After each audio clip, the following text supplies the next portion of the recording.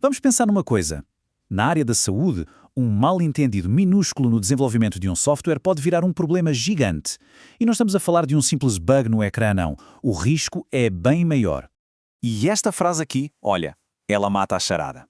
O ponto principal é que o erro mais caro, o mais crítico, ele não acontece lá na hora de programar. Ele nasce bem antes. Nasce na interpretação. É tudo sobre entender direito o que precisa ser feito. Agora, o mais impressionante é ver como isso se traduz em dinheiro. Com base em dados de especialistas como o Barry Boehm, consertar um erro lá no comecinho, na fase de requisitos, custa, vamos dizer, 1. Agora, se esse mesmo erro só for apanhado lá na frente, quando o sistema já está a rodar, esse custo explode para 100. 100 vezes mais. O impacto financeiro é absurdo. E para termos uma ideia do tamanho do estrago, existe um relatório famoso na área, o relatório Caos. Ele traz um número que, olha, é de cair o queixo. Mais de 60% de todas as falhas em projetos de software estão ligadas diretamente a problemas nos requisitos. Não é um probleminha não, é a principal causa de fracasso. Ok, mas como é que isto funciona na prática?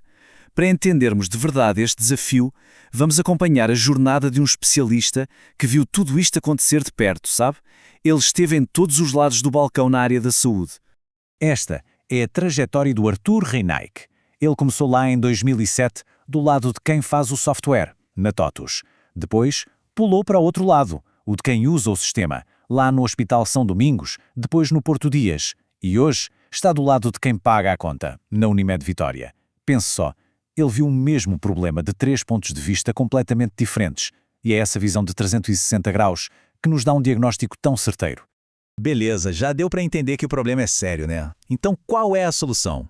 E a resposta não é trabalhar mais, de maneira nenhuma. É trabalhar de um jeito mais inteligente, usando uma estrutura, uma disciplina formal para evitar que estes erros sequer aconteçam. E essa disciplina tem nome: Engenharia de Requisitos. A definição oficial, lá do Conselho Internacional, o IREB, é bem clara, mas a palavra mais importante aqui é sistemática. Não é sobre achar que se entendeu, não é intuição. É um processo com começo, meio e fim. E essa disciplina apoia-se em 4 pilares. Primeiro, elicitação, que é basicamente a arte de descobrir o que realmente precisa ser feito.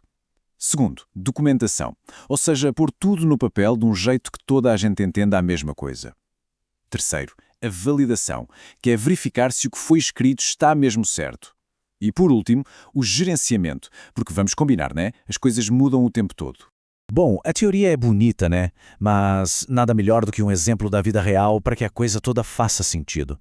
Então, vamos ver um caso real de como ignorar este processo todo pode dar muito, mas muito errado. Imagina só a cena. Chega um pedido que parece super simples. O sistema precisa de autorizar exames de imagem. Parece fácil, né? A maioria das equipas já sairia a correr para programar. Só que é exatamente aí que o erro nasce.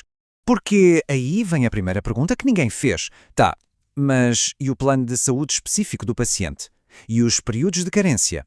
Cada plano é um mundo, com regras diferentes. O sistema tem que saber lidar com essa complexidade toda.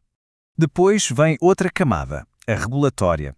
No Brasil, existe a ANS, a Agência Nacional de Saúde, e ela tem um monte de regras sobre estes procedimentos. Ignorar isso, nem pensar. A multa vem e vem pesada.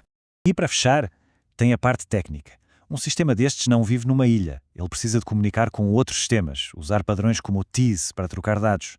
De repente, aquele pedido que parecia simples virou um monstro, um projeto de integração super complexo. E veja só a diferença que isso faz na prática.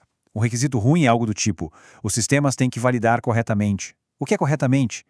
Isso é vago, não dá nem para testar direito. Agora veja um requisito bom. O sistema deve bloquear cobranças de serviços feitos mais de 90 dias depois da data de faturamento. Viu? É específico, é testável, não tem como interpretar errado. Agora sim sabemos o que é corretamente. E a consequência de um requisito ruim não é só um sistema que não funciona direito. É prejuízo real. Isso gera as famosas glosas, que é quando o plano de saúde simplesmente diz não vou pagar. Para o hospital, isso é dinheiro a ir pelo ralo na hora. É um monte de gente a ter que refazer o trabalho e o ciclo de receita da empresa simplesmente para. Tudo isto leva-nos a uma escolha fundamental. E não é uma escolha técnica, não. É uma escolha sobre a cultura da empresa, sobre a mentalidade da organização. Esta tabela aqui mostra bem os dois mundos. De um lado, a organização imatura. Ela depende do conhecimento que está na cabeça das pessoas, mas que não está escrito em lugar nenhum. Os erros só aparecem lá na produção e o resultado vive a apagar incêndios. Do outro lado, a organização madura. Ela tem um processo estruturado, valida tudo antes de começar e o resultado é previsível, é de alta qualidade. E a pergunta que fica é, que tipo de profissional a empresa quer ter?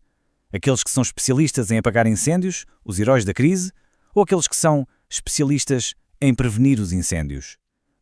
A resposta para essa pergunta define tudo sobre o sucesso e a maturidade da organização. Para fecharmos, fica uma reflexão. Um sistema pode ser perfeito tecnicamente, mas se ele não resolve o problema real, no mundo real, ele é um fracasso. Não adianta nada ele funcionar, mas não ajudar a faturar a conta de um hospital direito ou não autorizar o exame de um paciente. No fim de contas, o que importa de verdade é o impacto positivo que conseguimos gerar na vida real.